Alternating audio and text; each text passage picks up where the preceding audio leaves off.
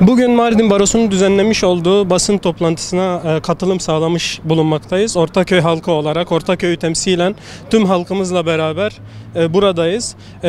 Malumunuz Ortaköy'de ve diğer tüm kırsal mahallelerde 8 ila 12 saati bulan elektrik kesintileri gerçekleşmekte. Biz de bu elektrik kesintilerine karşı hukuk çerçevesi içerisinde mücadelemizi vermekteyiz. Her zaman da bu mücadelemizi vereceğiz.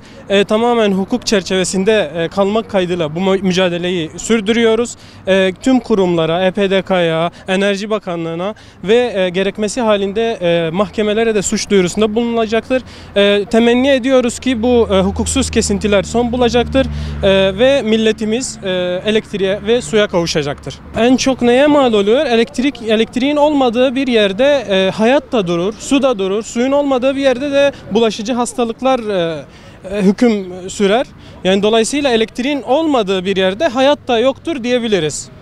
Yani burada elektriksiz bir ortamda solunum cihazlarına bağlı bireyler var. Solunum cihazlarının çalışmamasıyla beraber yani tüm halkımız can güvenliği tehlikeye girmekte yani böyle bir durumda. Yani bu şekilde. Yani umuyoruz ki bu elektrik kesintileri en kısa sürede son bulacaktır.